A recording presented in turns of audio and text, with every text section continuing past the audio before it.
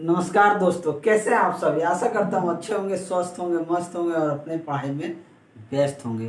तो चलिए स्वागत करता हूँ आपका अपना यूट्यूब चैनल मैथ अड्डा सारण में। फिर मैं हाजिर हो गया एक नया सेशन लेके। और आज से हम देखने वाले हैं दी प्लेटफॉर्म का जो बुक आया है, दी प्लेटफॉर्म का जो ग्रुप डी का बुक है वॉल्यूम 4 इसका मैथ का जो है मैथ का सेट नंबर 6 करने वाले हैं। तो चलिए चैनल को सब्सक्राइब कर लीजिए और वीडियो अच्छा लगे तो लाइक ज़रूर कीजिएगा।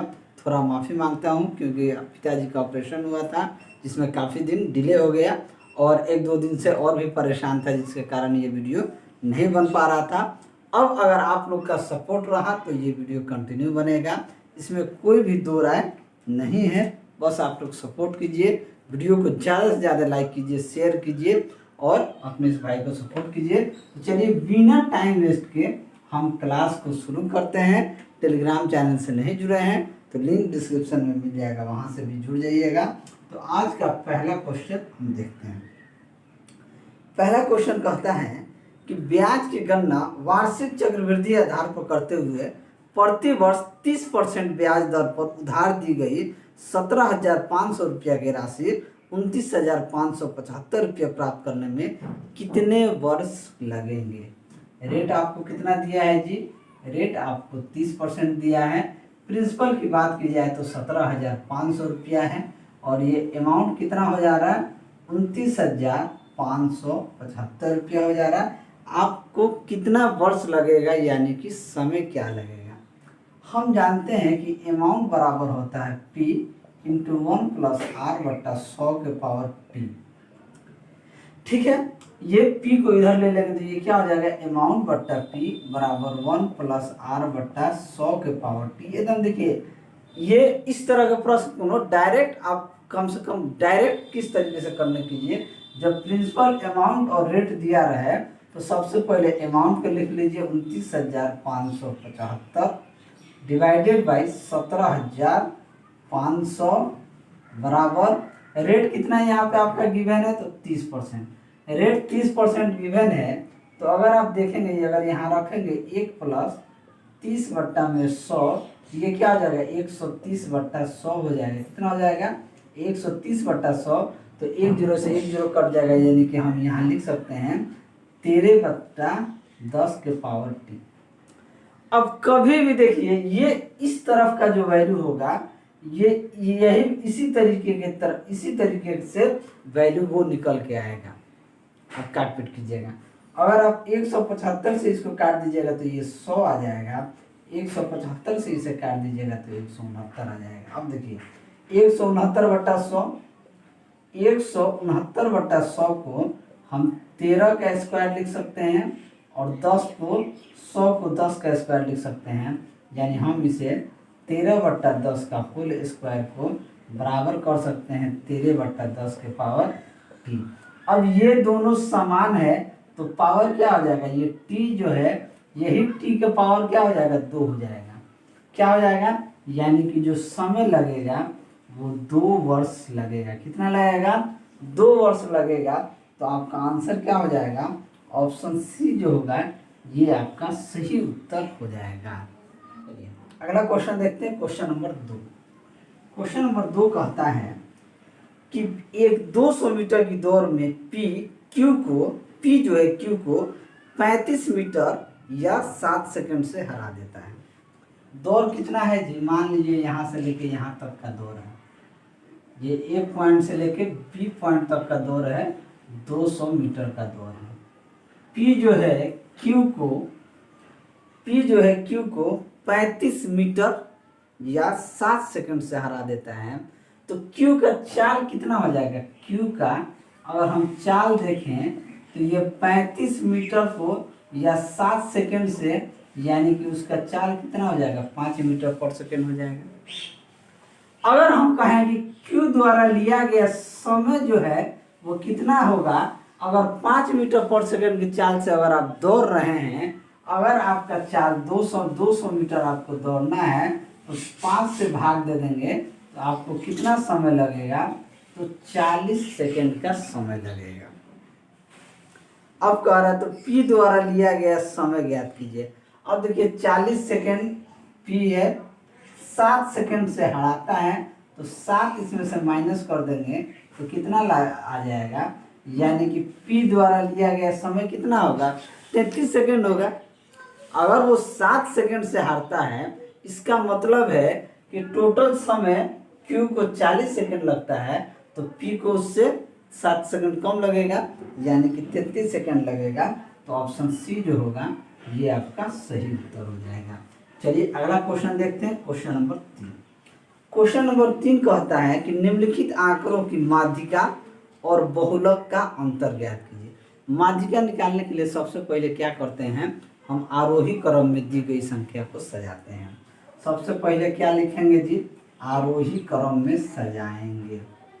जो भी गिवन है उसे आरोही क्रम में सजाएंगे। 2 का वो है 1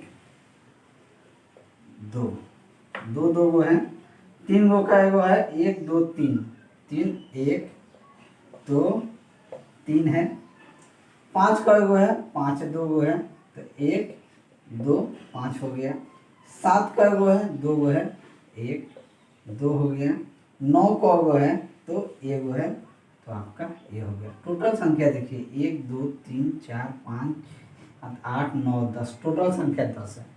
अब बहुलक क्या होता है, सबसे पहले जानिए, जो सबसे ज्यादा बार इनमें सबसे ज्यादा बार जो संख्या आया होगा वही बहुलक है।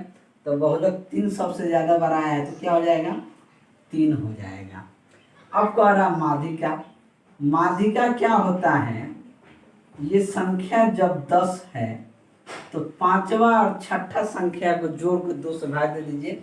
1 2 3 4 5 6 5 6 यानी कि 5 3 8 बट्टा 2, यानी कि इसकी माध्यिका कितनी हो गई, 4 हो गया। अब हमसे कह रहा है कि बहुलक का अंतर, माध्यिका और बहुलक का अंतर कितना हो जाएगा, 4 और 3 का अंतर कर दीजिएगा तो क्या आ जाएगा, 1 आ जाएगा। तो संख्या क्या हो जाएगा, 1, यानी कि ऑप्शन बी जो होगा ये आपका सही उत्तर हो जाएगा। अगर वीडियो आप सभी को अच्छा लगे तो लाइक जरूर कीजिए। चलिए अगला क्वेश्चन देखते हैं, क्वेश्चन नंबर 4। क्वेश्चन नंबर 4 कहता है, बारिश हो रहा है, बहुत बारिश हो रहा है, फिर भी वीडियो बना रहे हैं, ठीक है। चलिए, उस समचतुर्भुज का क्षेत्रफल ज्ञात कीजिए जिसका एक भुजा 25 सेंटीमीटर और एक विकर्ण 30 सेंटीमीटर। देखिए समचतुर्भुज क्या होता है, इस तरीके से होता है। समचतुर्भुज का जो विकर्ण होता है ना, ये एक दूसरे को 90 डिग्री पे काटता है, ठीक है। अब कह रहा है एक भुजा 25 सेंटीमीटर, एक विकर्ण 30 सेंटीमीटर कह देते, मान लीजिए ये भी 15 हो जाएगा, ये भी 15, यानी कि 30 हो जाएगा। तो हमसे क्या पूछ रहा है, क्षेत्रफल ज्ञात कीजिए। समचतुर्भुज का क्षेत्रफल जो होता है, समचतुर्भुज का क्षेत्रफल जो होता है 1/2 दोनों विकर्णों का गुणनफल होता है, यानी कि डायगोनल 1 इंटू डायगोनल 2, यानी कि दोनों विकर्णों का गुणनफल होता है। यहाँ देखेंगे कि अगर हम देखें समचतुर्भुज में तो ये फॉर्मूला होता है 4a² बराबर d1² प्लस d2²। अगर हमारे पास एक डायगोनल दिया हुआ है, एक भुजा दिया हुआ है, तो दूसरा डायगोनल यानी कि दूसरा विकर्ण निकालने के लिए फॉर्मूला होता है 4a² बराबर d1² प्लस d2²। भुजा कितना दिया है जी, 25, तो यहाँ हो जाएगा 25 का होल स्क्वायर। एगो डायगोनल दिया है 30, तो यहाँ 30 का होल स्क्वायर प्लस d2²। 25 25 625, तो 4 गुना 625 बराबर 33 के 900 प्लस d2²। अब इसको गुना करेंगे, 4 5 20 के 0 हाथ में 2, 4 दूनी 8 2 10 के 0 हाथ में 2, 6 के 24 2 26 माइनस 900 इधर लेके आ जाएंगे बराबर d2²। 2600 में से 900 को घटा देंगे तो ये कितना हो जाएगा, 1700। कितना हो जाएगा, 1700। तो d2² का मान कितना आ जाएगा, 1700। कुछ गड़बड़ नहीं ना हो गया है जी, 25 25 आपका 625, 4 5 20 के 0 हाथ में 2, 4 2 8 10 के 0 हाथ में 1, 6 24 25, गड़बड़ हो गया, ये 2500 हो जाएगा। 25 में से 900 जाएगा, ये आपका 1600 हो जाएगा। तो यहाँ से D2 का मान कितना आ जाएगा, 40 आ जाएगा। यानी कि डायगोनल कितना आ गया, 40। तो क्षेत्रफल नहीं निकाल लीजिएगा, 1/2, एगो डायगोनल कितना है, 30 है, एगो डायगोनल आ गया 40 है। काट दीजिए ना, 2 से काट दीजिए 20 बार में, 20 तिया 60, यानी कि क्षेत्रफल कितना आ जाएगा, 600 सेंटीमीटर स्क्वायर। तो ऑप्शन डी जो होगा ये आपका राइट आंसर हो जाएगा। चलिए अगला क्वेश्चन देखते हैं, क्वेश्चन नंबर 5। क्वेश्चन नंबर 5 कहता है कि 1092 रुपया को 2 पुरुष, 6 महिला और 8 लड़कों में इस तरीके से विभाजित किया जाता है ताकि 1 पुरुष, 1 महिला और 1 लड़के का हिस्सा 3:2:1 अनुपात में हो, तो पुरुष को कितना धन प्राप्त होगा। देखिए पूंजी जो होता है ना, याद रखिएगा, पूंजी जो होगा आपका, कभी भी आप पूंजी लगाइएगा तो लाभ गुना समय में होता है पूंजी। ये पूंजी जो होगा लाभ गुना समय में होगा। अब देखिए मैन, वुमेन और बॉय का जो रेशियो है, यानी कि क्षमता की बात की जाए, ये आपका 3:2:1 में है। 2 पुरुष है, 6 महिला है, 8 लड़का है। टोटल धन की बात की जाए कितना हो जाएगा, 3 दूनी 6, 2 छक्के 12, 8 कम 8। ठीक है, टोटल रुपया कितना है, 1092 है। ये धन कितना होगा, 6 12 8 20 26 रेशियो का मान 1092 रुपया है। 26 रेशियो का मान 1092 रुपया है। तो 1 रेशियो का मान कितना हो जाएगा, 1 रेशियो का मान हो जाएगा 6 चौके 24 के 4, हाथ में 2, 4 दूना 8 2 10 104, 9 में से 4 गया 5 52, 26 दूना 12, यानी 1 रेशियो का मान कितना आ जाएगा, 42 आ जाएगा। 1 रेशियो का मान 42 आ जाएगा। तो 1 पुरुष को कितना धन प्राप्त होगा, तो 1 मैन का क्षमता जो है 3 रेशियो है, तो 1 मैन को कितना रुपया प्राप्त हो जाएगा, 3 दूनी 6, 4 तिया 12, यानी 1 मैन को 126 रुपया प्राप्त होगा। तो ऑप्शन सी जो होगा ये आपका सही उत्तर हो जाएगा। चलिए अगला क्वेश्चन देखते हैं, क्वेश्चन नंबर 6। क्वेश्चन नंबर 6 कहता है कि संख्या 1a 5a 01 में a के स्थान पर कौन सा अंक आएगा यदि यह संख्या 11 से विभाज्य होगी। 11 से विभाज्य का नियम क्या कहता है, 11 से विभाज्य का जो नियम कहता है, ये कहता है कि इकाई अंक के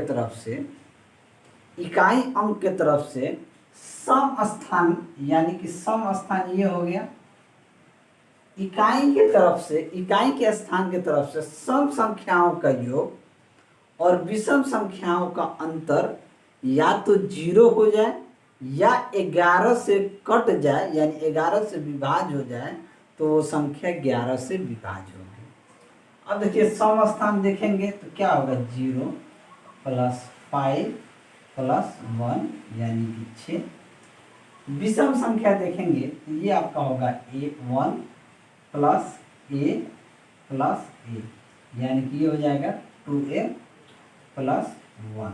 क्या हो जाएगा, अब सम संख्याओं का अंतर और विषम संख्या 11 से नियम कहता है कि सम और विषम संख्याओं का अंतर या 0 हो जाए या 11 से विभाज्य हो जाए। अगर हम कहें कि 2a + 1 - 6 को अगर हम 11 के बराबर करते हैं तो ये हो जाएगा 1 माइनस से -5 हो जाएगा कि प्लस हो जाएगा तो 16, यानी कि 2a का मान 16 हो जाएगा। तो a का मान क्या हो जाएगा, 8। जब a का मान 8 हो जाएगा तो अगर हम यहाँ पे वैल्यू पुट करते हैं 185801, ये देखिए 0 5 0 5 1 6, ये हो जाएगा 8 8 16 1 17, 17 में से 6 जाएगा, 17 में से 6 जाएगा 11, यानी कि 11 से विभाज्य हो जाएगा, यानी ए का मान जो निकल के आएगा वो आपका 8 निकल के आ जाएगा। तो ऑप्शन डी जो है ये आपका सही उत्तर। चलिए अगला क्वेश्चन देखते हैं, क्वेश्चन नंबर 7। क्वेश्चन नंबर 7 कहता है कि 250 सैनिकों के लिए 30 दिन के लिए पर्याप्त भोजन आपूर्ति की व्यवस्था की गई थी। यदि 50 सैनिकों ने शिविर में भाग नहीं लिया तो खाद्य आपूर्ति कितने दिन अधिक चलेगी? बात समझिएगा। 250 सैनिक के लिए खाने का व्यवस्था था 30 दिन के लिए। अब 250 में से 50 को नहीं आया तो कितना बच गया जी? 200 बच गया। तो ये खाना कितना दिन अब चलेगा? 1 0 से 1 0 काट दिए, 1 0 से 1 0 काट दिए। यहाँ से डी का मान आ जाएगा 25 दिया 75 बट्टे में 2, यानी कि 37.5 दिन चलेगा। तो कह रहा है कितने दिन अधिक चलेगा? तो पहले 30 दिन चलता था, अब 37.5 दिन चलेगा, तो 7.5 दिन जो है अधिक चलेगा। तो ऑप्शन डी आपका सही उत्तर हो जाएगा। अगला प्रश्न क्वेश्चन नंबर 8। क्वेश्चन नंबर 8 कहता है कि 27/28 और 29/30 का लघुत्तम समापवर्तक ज्ञात कीजिए। लघुत्तम समापवर्तक एलसीएम जो निकाला जाता है ये होता है ऊपर वाले का एलसीएम बटा नीचे वाले का एचसीएफ। इसका अंतर 2 है, तो एचसीएफ आपका 2 हो जाएगा। 2 सब में है, कोई दिक्कत नहीं है।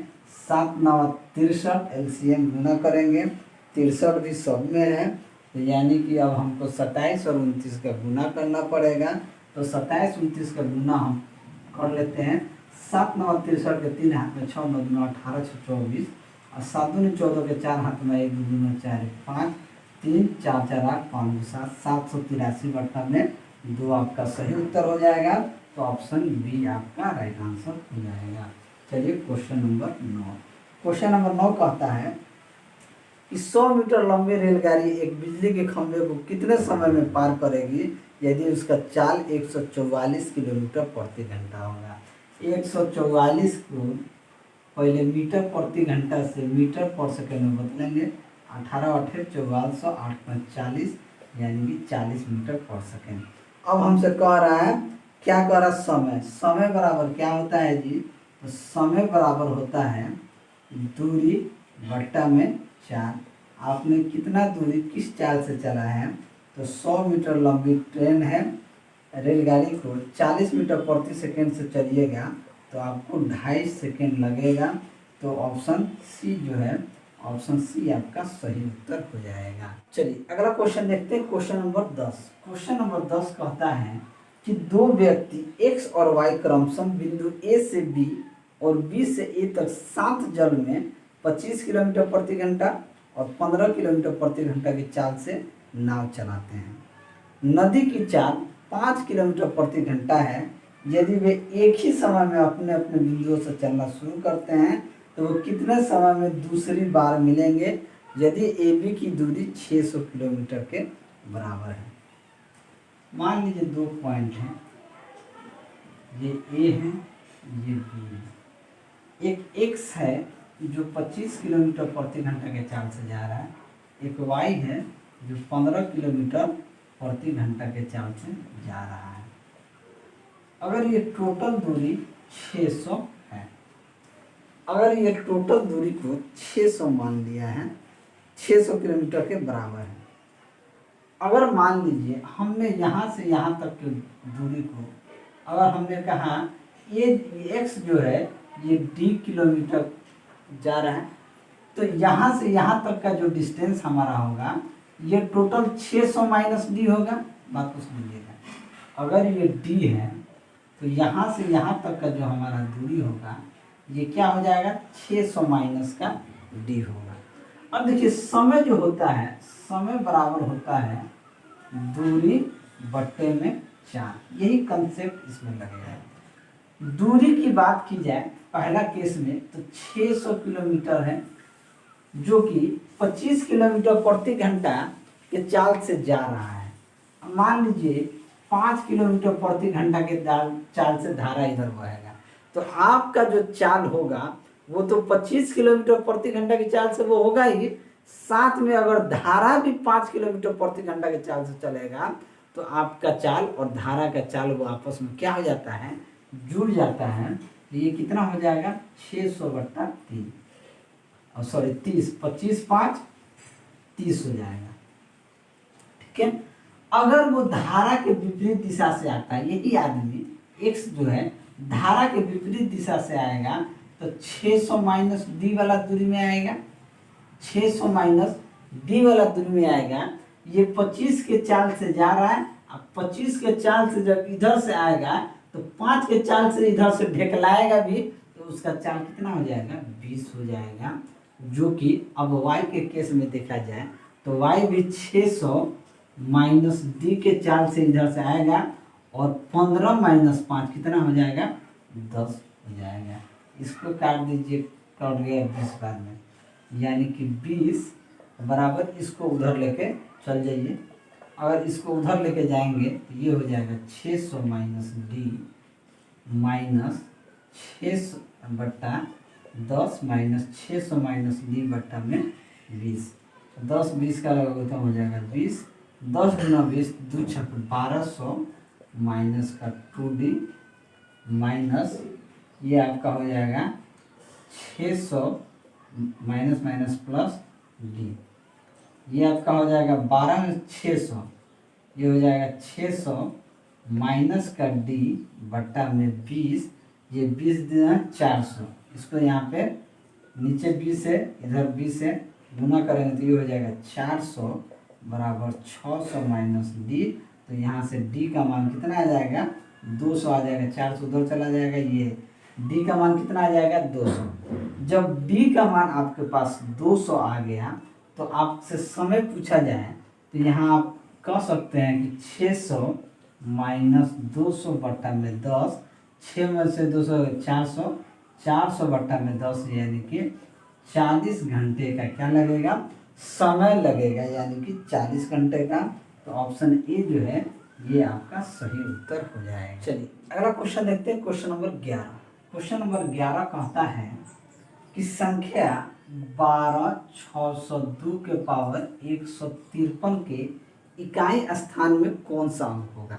जब भी इकाई स्थान के बाद दे तो जो भी पावर दिया रहे पावर में सबसे पहले 4 से भाग दें। अब देखिए 53 में अगर आप 4 से भाग देते हैं तो 13 चौका 52 शेषफल 1 होगा, तो 2 के पावर 1 क्या हो जाएगा 2, यानी कि क्या हो जाएगा यूनिट डिजिट आपका 2 ही हो जाएगा। तो ऑप्शन ए आपका राइट आंसर हो जाएगा।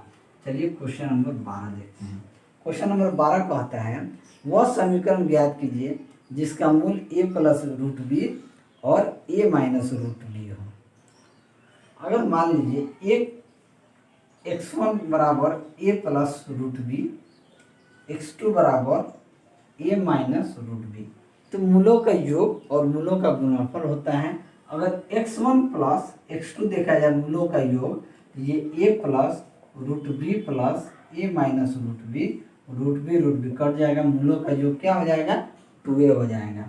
अब मूलों का गुणनफल देखेंगे तो x1 इंटू x2 बराबर क्या हो जाएगा a plus root B into A minus root B, A square minus A plus B into A minus B क्या होता है A square minus B square, यानी कि ए स्क्वायर माइनस का बी हो जाएगा।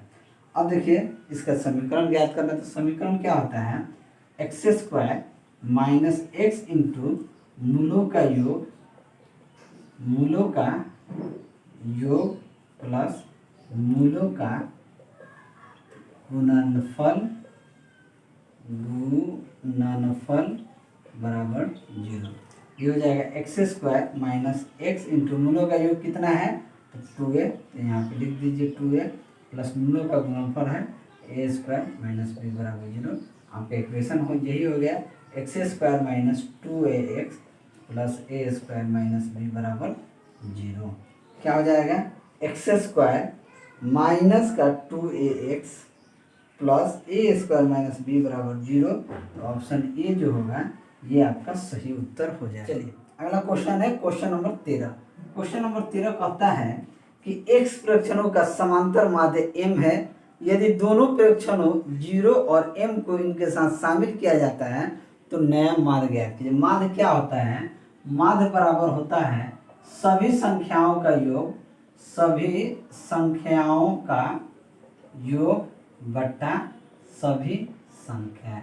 अब माध्य जो है क्या दिया हुआ है? माध्य आपका m दिया हुआ है, संख्या आपका इस सभी का योग, इसको हम z मान लेते हैं, संख्या x है तो इसका योग क्या हो जाएगा?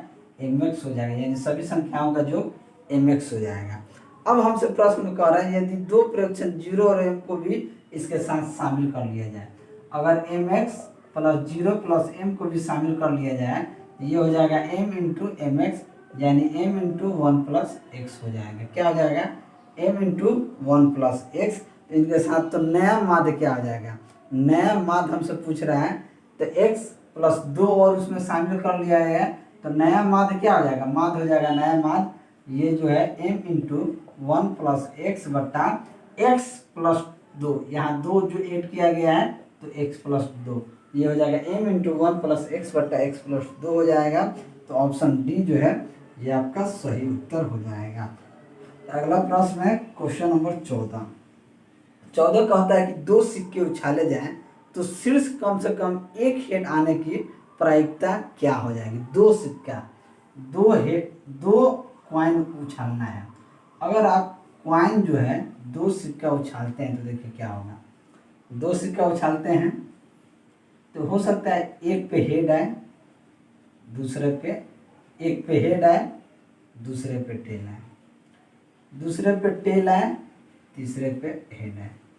हो सकता है कि दोनों पे हेड आ जाए, या हो सकता है एक पे टेल आए, एक पे हेड आए, या हो सकता है दोनों पे टेल आ जाए। तो देखिए हेड आने की प्रायिकता कितना है? 1, 2 और 3। बात को समझिएगा। अगर आप दो सिक्का एक साथ उछालते हैं तो हो सकता है एक पे हेड आए, दूसरा पे टेल आए, एक प्रायिकता। दो सिक्का अगर आप उछालते हैं तो हो सकता है कि दोनों पे हेड आ जाए। तीसरा केस, दो सिक्का उछालते हैं तो हो सकता है एक पे टेल आए, दूसरे पे हेड आए। फिर आप दोनों सिक्का उछालते हैं तो प्रायिकता ये भी है कि दोनों पे टेल आ जाए। तो यहाँ पे देखिए ना कितना, 4 में से 3 प्रायिकता ऐसा है, हेड आने की प्रायिकता कितना है? 4 में से 3, 1 2 3, यानी कि हम कह सकते हैं कैसा हो गया जी, तो प्रायिकता क्या हो जाएगी? यानी कि 3/4। तो ऑप्शन बी जो है ये आपका सही उत्तर हो जाएगा। चलिए अगला क्वेश्चन देखते हैं, क्वेश्चन नंबर 15। क्वेश्चन नंबर 15 कहता है कि 12 सेंटीमीटर, 16 सेंटीमीटर, 20 सेंटीमीटर भुजा वाले त्रिभुज की परित्रिज्या बन। परित्रिज्या की बात की जाए, यहाँ हम बनाते हैं, मान लीजिए एक वृत्त है, ठीक है, ये 12 है, ये 16 है, ये 20। बात को समझिएगा। 12, 16, 20 जो होता है ना, ये पाइथागोरस थ्योरम पे देखा जाए तो ये 12, 16 देखिए 3, 4, 5। तो उसी तरीके से अगर आप देखेंगे पाइथागोरस थ्योरम क्या होता है? लंब स्क्वायर प्लस आधार स्क्वायर बराबर क्या होता है? कर्ण स्क्वायर के। लंब का स्क्वायर प्लस आधार का स्क्वायर जो बराबर होता है ये कर्ण के स्क्वायर के बराबर होता है। तो 12 बराबर 144 प्लस 16, 16 256 और 20 का स्क्वायर 400। 6 4 10 के 0 हाथ में 1 4 5 5 10 के 0 हाथ में, यानी कि ये 400 बराबर 400, यानी कि ये जो त्रिभुज जो बन रहा है ये पाइथागोरस क्या नाम है? समकोण त्रिभुज है, और ये पाइथागोरस प्रमेय को फॉलो करता है। तो जो परित्रिज्या होता है ना, परित्रिज्या होता है इस केस में वो होता है कर्ण का आधा, यानी कि ये जो होता है विकर्ण या कहिए कर्ण, इसका ही आधा होता है, यानी कि 20/2 बराबर क्या हो जाएगा? 10 हो जाएगा। क्या हो जाएगा? 10 सेंटीमीटर। तो ऑप्शन बी जो होगा वो आपका सही उत्तर हो जाएगा। चलिए अगला क्वेश्चन देखते हैं, क्वेश्चन नंबर 16। क्वेश्चन नंबर 16 कहता है कि साइन 75 डिग्री का मान क्या होगा। साइन 75 डिग्री का मान पूछा, इसे हम लिख सकते हैं साइन 30 डिग्री प्लस 45 डिग्री। कोई दिक्कत? कोई दिक्कत। अब इसको खोलने के लिए हमारे पास एक फॉर्मूला होता है साइन ए प्लस बी। ये होता है sine a into cos b plus cos a into sine b. ये हो जाएगा साइन ए यानी कि sine 30 degree plus cos 45 degree plus ये गुना है cos 30 degree into sine 45 degree. Sine 30 degree का मान होता है 1/√2, कॉस 45 डिग्री का मान होता है 1/√2। कॉस 30 डिग्री का मान हो जाता है √3/2 और कॉस 45 डिग्री का मान होता है 1/√2। ये देखिए या तो 1/√2 इधर से कॉमन ले लेंगे या नीचे कह सकते हैं 1/2√2 प्लस √3/2√2 यानी कि √3 प्लस 1/2√2 हमारा क्या हो जाएगा। ऊपर नीचे √2/√2 से गुना कर देंगे, ये हो जाएगा √6 प्लस √2/√2 हो जाएगा यानी कि 4, यानी कि √6 प्लस √2/4 यानी कि ऑप्शन बी आपका राइट आंसर हो जाएगा। चलिए अगला क्वेश्चन देखते हैं, क्वेश्चन नंबर 17। क्वेश्चन नंबर 17 कहता है कि दो संख्याएं एक तीसरी संख्या से क्रमशः 28% और 36% कम है, तो दूसरी संख्या पहली संख्या से कितना प्रतिशत छोटा होगा। अगर हम मान लें कि तीसरी संख्या 100 है तो दूसरी संख्या जो है तीसरी संख्या से क्रमशः 28% और 36% कम है। तो 28% यानी कि पहली संख्या को मान लेंगे ये 72 हो जाएगा और दूसरी हो जाएगा 64। अब कह रहा दूसरी संख्या पहली संख्या से कितना कम है, तो 8 कम है किसके रेस्पेक्ट में, 72 में। तो 100% पे 8 9 72 यानी कि 100/9% क्या हो जाएगा, कम हो जाएगा। ऑप्शन डी आपका राइट आंसर हो जाएगा। चलिए 18 नंबर देखते हैं। 18 नंबर कहता है कि 2530/1430 को घटाकर न्यूनतम पर कहाँ ले जाएंगे। 1 0 से 1 0 कट जाएगा, कितना है जी 1430 है ना, ये ज़्यादा हो गया। अब यहाँ देखेंगे 11 गुना कितना है, 11 गुना 23, ये हो जाएगा 11 गुना 13। 11 11 कट गया, इसे क्या लिख सकते हैं 23/13।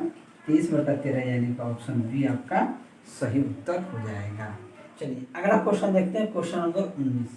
क्वेश्चन नंबर 19 कहता है कि निम्नलिखित ग्राफ वर्ष 2016-17 में 5 अलग अलग दुकानें S1 S2 S3 S4 S5 से हुई हार्ड ड्राइव की बिक्री 1000 को दर्शाता है। तो वर्ष 2016 में सभी दुकानों की कुल बिक्री और 2017 में सभी दुकानों की कुल बिक्री का अनुपात क्या है, कुछ नहीं।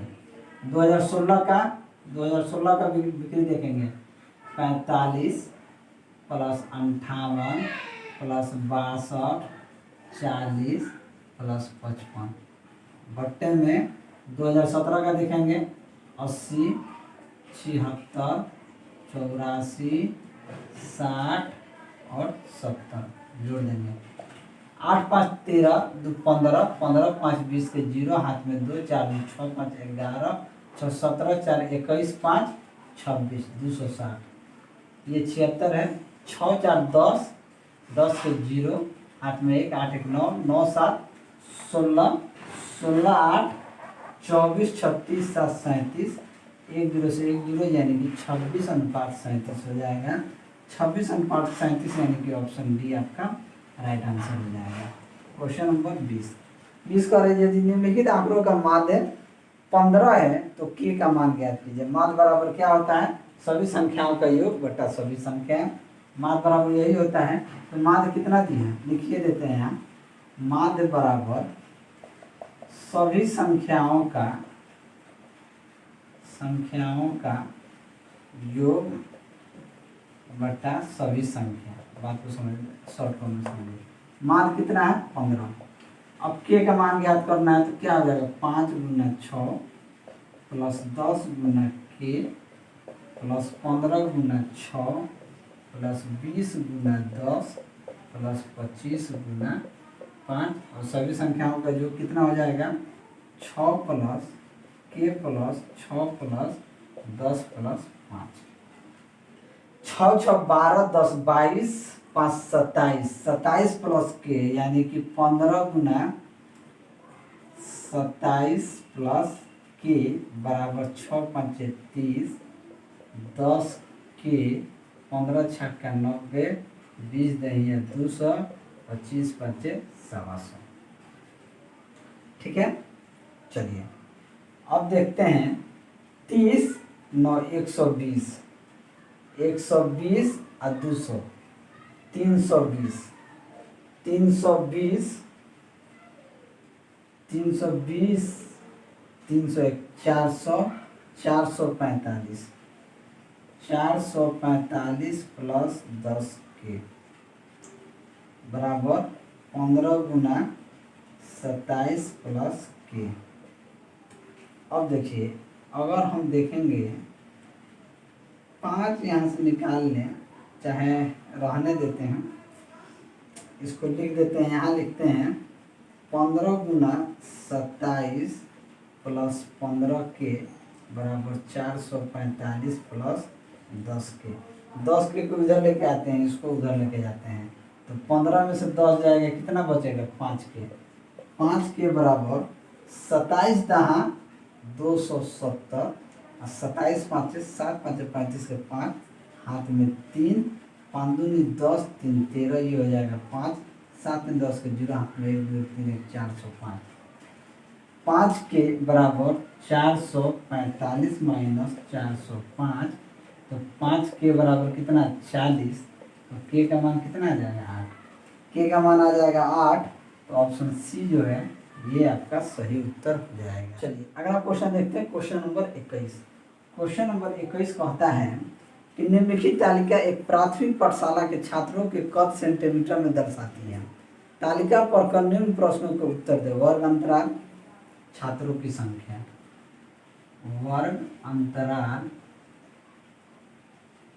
छात्रों की संख्या, छात्रों की संख्या और यहाँ हम लिख देते हैं संचयी बारंबारता। ये आपका छात्रों की संख्या क्या होती है बारंबारता होती है, बारंबारता, संचयी बारंबारता। ठीक है, चलिए 80 से 90 में 22, 90 से 100 64, 100 से 110 62, 110 से 120 72, 120 से 130 80, 130 से 140 100।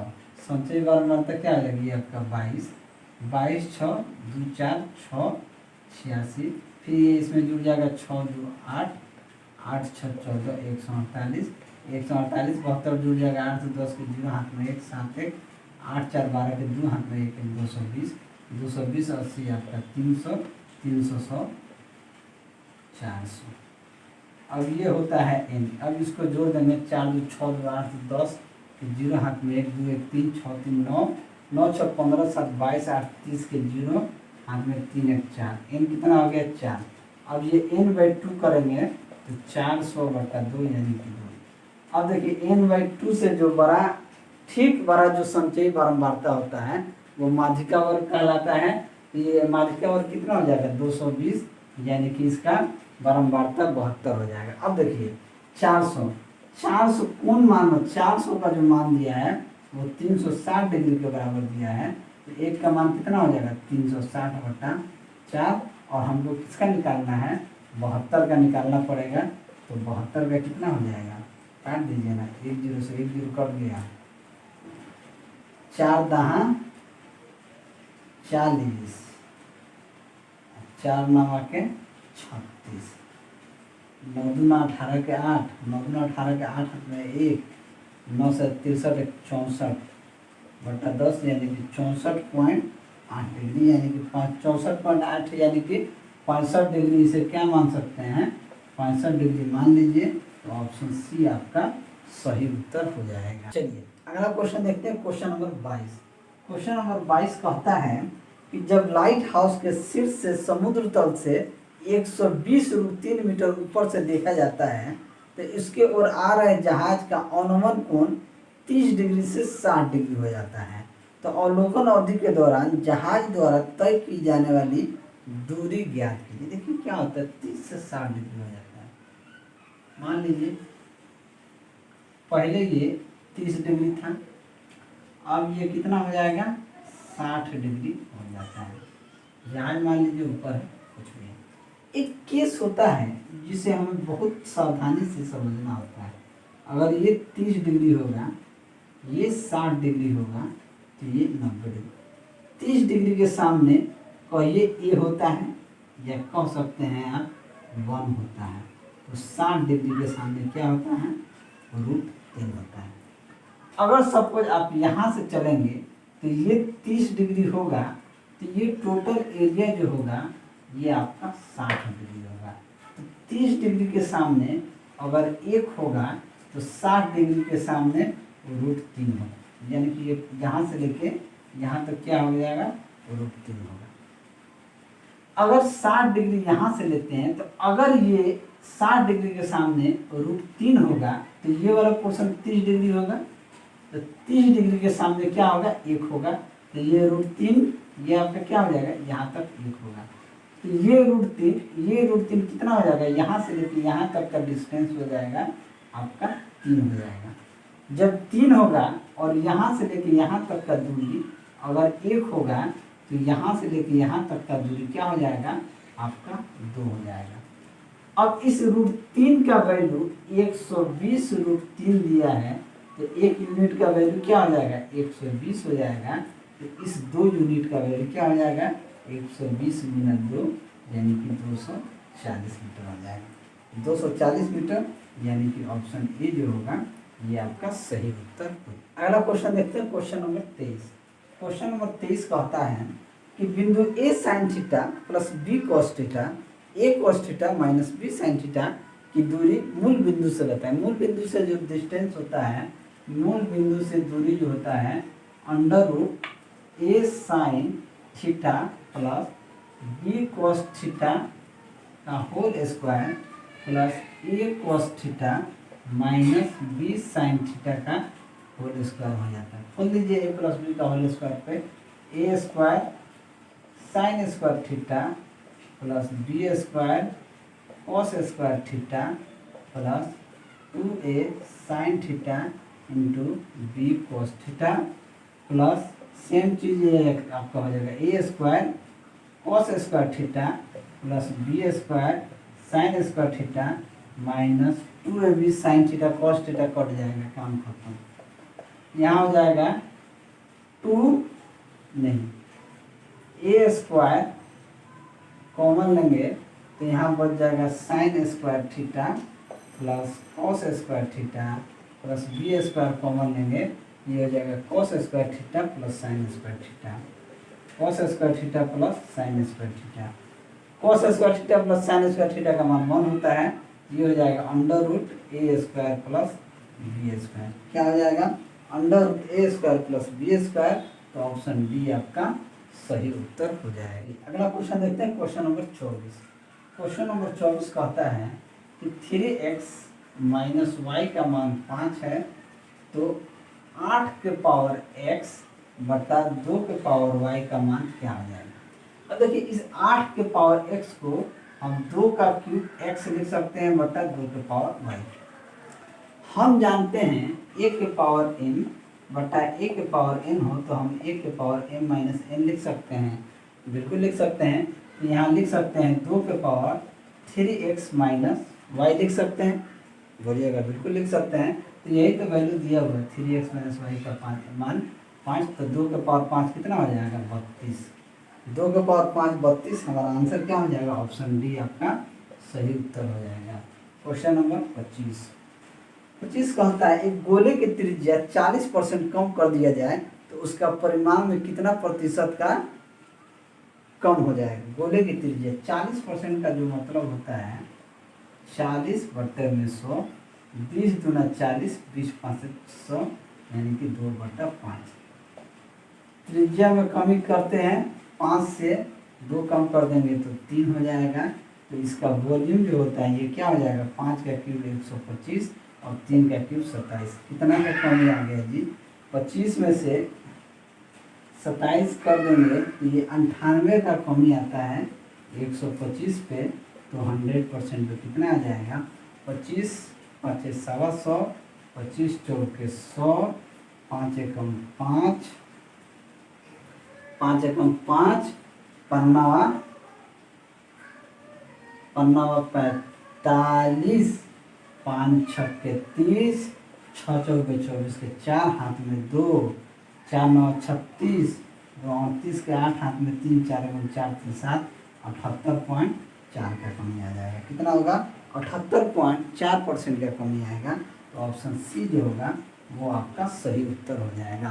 तो चलिए आज के लिए इतना ही। अगर आप सभी को मेरा वीडियो अच्छा लगा हो तो वीडियो को लाइक करें, दोस्तों में शेयर करें। अगर आप हमारे चैनल पर नए हैं तो चैनल को सब्सक्राइब करें। मैं ऐसे ही वीडियो लेकर आपके सामने हाजिर होता रहूँगा। चलिए मिलते हैं अगले वीडियो में, तब तक के लिए जय हिंद।